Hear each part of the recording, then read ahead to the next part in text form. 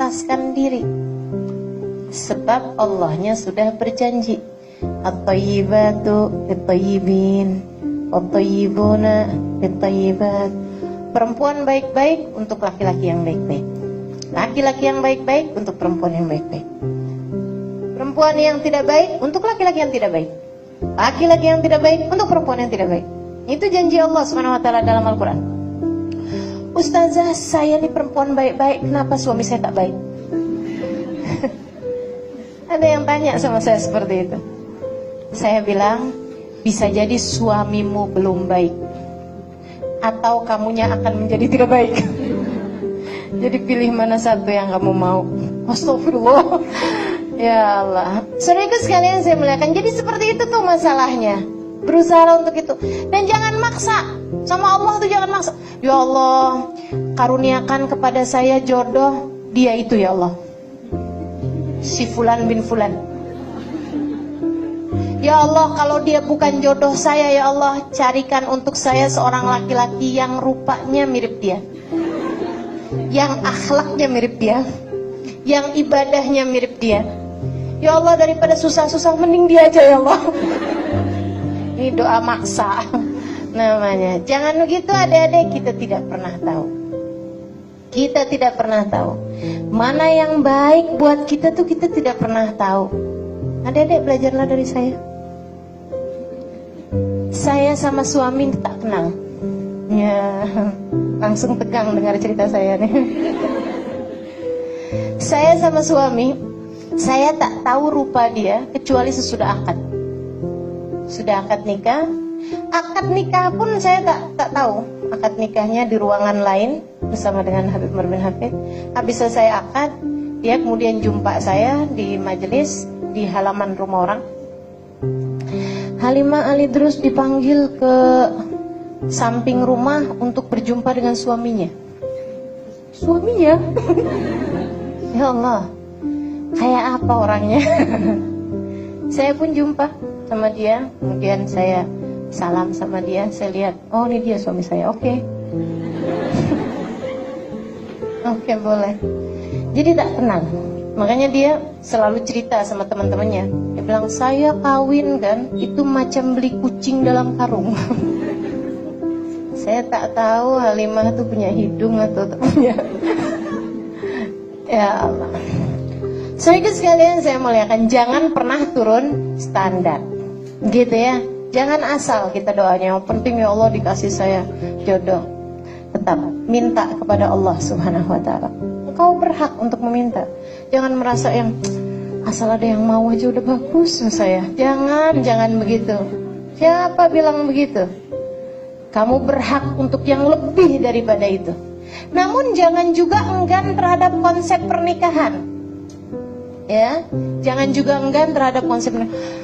Daripada nikah susah rasanya, harus uruskan orang, harus begini, harus begitu, saya tak mau nikah aja lah. Jangan begitu juga. Kata Nabi Muhammad, "Faman raghiba an sunnati falaysa minni." Siapa yang enggan terhadap sunnahku, maka dia bukan termasuk golonganku, dan nikah adalah sunnahku. Saudara sekalian yang saya muliakan, ingat ceritanya Julaibib? Atau pernah dengar cerita Julaibib? Tak pernah dengar. Oke, saya mau cerita.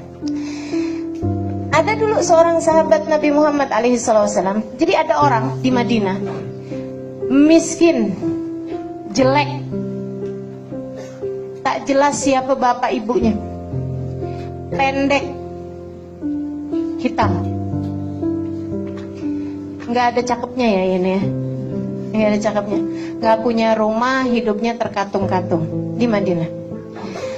Teman-teman saya sekalian, dia tiap hari aja gitu keliling mana apa yang dia bisa bantu sama orang. Sampai sama orang itu dijadikan sebagai tanda kesialan. Ibu-ibu kalau bilangin anaknya, kamu nak harus yang betul, nanti kamu kayak Julaibib gitu. Tanda kesialan gitu. Oh kalau acara pernikahan ada Julaibib nih, bakalan bercerai nih gitu. Dijadikan sebagai tanda kesialan. Kesian Julaibib, gak punya rumah, gak punya apa-apa, gak punya siapa-siapa, orang tuanya gak jelas siapa, gitu ya, gak punya nasab, gak punya harta, gak cakep pula gitu. jelek pula, hitam pula, bukan orang pandai juga. Masya Allah, luar biasa benar Allah kalau kasih hidup orang. Akhirnya kemudian satu hari datang baginda kita Nabi Muhammad hijrah ke Madinah. Dia pun beriman kepada Nabi. Bahagianya luar biasa hidup bersama dengan Nabi. Karena Nabi kan tak pandang bulu. Nabi tak lihat orang dari rupa, dari apa. Inna akramakum indallahi atqakum. Julaibib tak pernah dihalangkan dari soft awal. Kalau dia memang datang lebih awal, kenapa tak boleh? Kan begitu. Julaibib bahagia. Tiap sholat soft yang paling terdepan. Dan Julaibib pun memutuskan untuk menjadi salah satu dari ahli sofa, orang yang tinggal di masjid Nabi Muhammad SAW. Jadi santri, jadi pelajarnya Nabi Muhammad dan 40-an orang. Satu hari Julaibib lagi merasa hidupnya berada di surga. Ujian, rasanya hidup nih macam udah selesai semua ujian. Sedang bahagia-bahagianya hidup bersama dengan Nabi. Satu masa ujiannya datang. Ujian kan disesuaikan sama keimanan. Nabi ada jumpa dia. Julaibib, iya Rasul. Assalamualaikum. Waalaikumsalam ya Rasulullah. Dia cium tangan Nabi. Julaibib, iya Rasul. Hal la tatazawwaj? Kamu tak menikah? Julaibib jelek, miskin, diulang lagi nih ya. Semua kekurangan itu. Julaibib pikir, aduh Rasul, bukan tak mau nikah, tapi siapa yang mau menikah dengan Julaibib di dunia? Kalau urusan di akhirat kan yang jelek jadi cakep. Di surga ya, orang jelek tak masuk surga. Hati-hati ya, orang jelek tak masuk surga. Sehingga sekalian, jadi akhirnya katanya Julaibib, Rasul, bukan saya tak mau nikah, masalahnya siapa yang mau nikah dengan saya Rasulullah? Tak ada yang mau nikah dengan saya. Nabi ketika dengar Julaibib bicara seperti itu, Nabi senyum aja, kemudian ditinggalkan Julaibib. Sepanjang malam mikir, itu palingan Nabi hanya sekedar tanya aja gitu. Namanya kan orang usia-usia 20-an tahun, mau ditanya apa kalau bukan nikah? Itu ya. Kan biasa aja tuh, adik-adik kan juga sering ditanya ya, orang tua ya, kamu kapan nikah? Kamu kapan nikah? Ibu-ibu berhenti ya bertanya ya. Nanti dijawab sama anak-anaknya pas ada yang meninggal. Ibu kapan? Kan gak enak. Padahal kan urusan nikah, urusan mati kan sama aja. Ketentuannya Allah juga semuanya.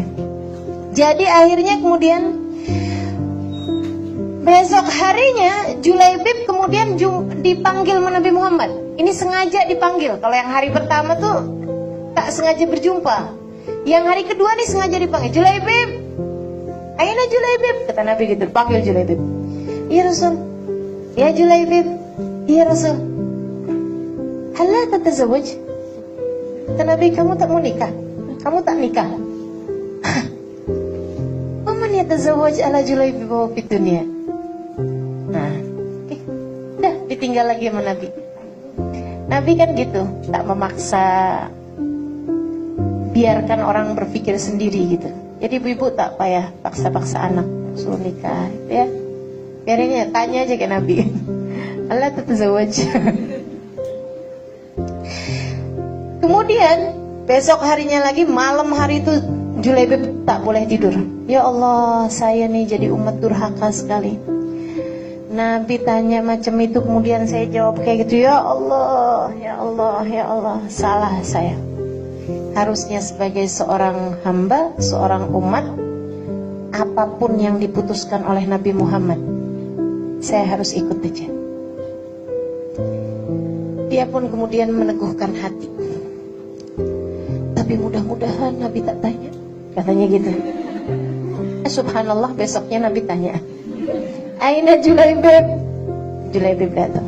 Dah pasrah kali ini. Labbaik ya Rasulullah. Bagaimana kabarmu Julaibib? Baik Rasulullah. Ya Julaibib, ya Rasul. Hal la tatazawwaj? Kamu tak nikah? Apapun yang kau putuskan ya Rasulullah. Betul tuh ya, begitu ya. Apapun yang kau putuskan.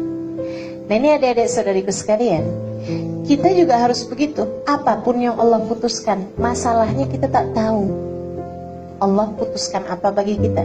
Karenanya yang pertama, nomor 1, jangan pacaran. Kalau ada laki-laki yang mendekatimu, kasih nomor HP abah ayahmu. Oke? Kasih nomor HP bapak, gitu kan? Kalau nak serius sama saya silahkan, gitu. Nomor HP kamu bukan nomor HP bapak saya, gitu. Ya. Nanti kalau dia sungguh-sungguh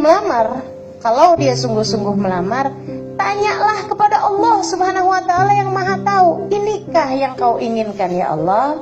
Beristikharahlah. Kalau istikharah hasilnya bagus, silahkan menikah. Kalau istikharah hasilnya jelek, jangan kemudian ulang lagi istikharah. Bukan, gitu ya. Udah, kalau hasilnya jelek ya berarti jangan. Gitu ya. Jadi sekalian, macam Julaibib nih, apapun yang kau putuskan wahai Rasul. Nabi itu senyum. Maksud Nabi, begitu yang seharusnya kamu, gitu. Yuk, Julaibib, kemana Rasul? Kita lamar anak orang. Teman-teman saudaraku sekalian, Julaibib dibawa sama Nabi Muhammad ke rumah seorang perempuan cantik, tinggi, putih, kaya, pandai, anak seorang laki-laki yang terhormat dan ibu yang terhormat, dan berulang kali lamaran orang semua dia tolak. Orang-orang tuanya ini. Berapa banyak orang ditolak. Datang kemudian Nabi Muhammad melamar untuk Julaibib. Luar biasa ya ujian orang ya. Ujian bukan tuh.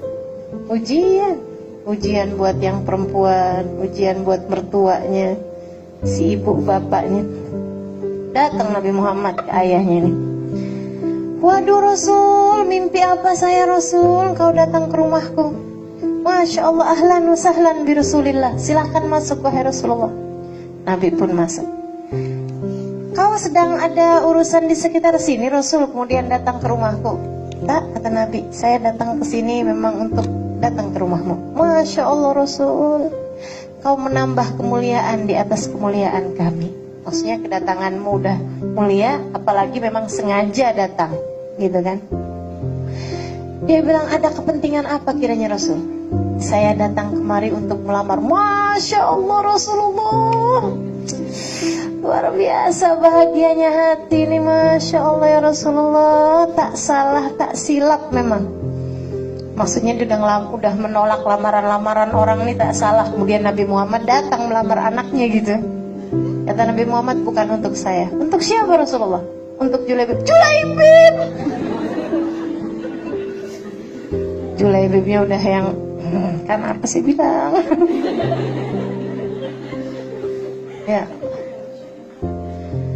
Kata Nabi Muhammad, iya betul. Waduh Rasul, sebagai seorang ayah saya tak boleh memutuskan sesuatu dengan begitu aja. Saya harus diskusikan dengan anaknya, dengan ibunya. Silahkan, kata Nabi Muhammad. Bingung dia. Masuk ke dalam, istrinya bilang, Bang Rasulullah ya bang? Iya. Rasulullah bang, datang ke rumah kita bang? Iya. Bang mau apa bang Rasulullah ke rumah kita bang? Mau melamar. Masya Allah bang, bukan buat Rasulullah, buat siapa bang? Julaibib. Ada. Ya Allah bang, pas anak kita mau kawin sama Julaibib yang itu kan bang, hitam, jelek, kurus. Waduh, semua itu ya, miskin, wah semuanya. Katanya dia, iya. Terus gimana nih bang? Saya juga nggak tahu. Yaudah gini aja bang, abang nanti temuin Rasulullah, saya temuin belakang rumah yang kemarin lamar anak kita bang. Jadi abang bilang anak kita sudah dilamar sama yang sebelah belakang. Ya benar juga ya. Yaudah, mereka lagi diskusi seperti itu, anaknya keluar, anak gadisnya. Dia bilang, sepertinya sedang bincang-bincang tentang saya. Kata ayah ibunya, iya betul nak. Emang kenapa ya?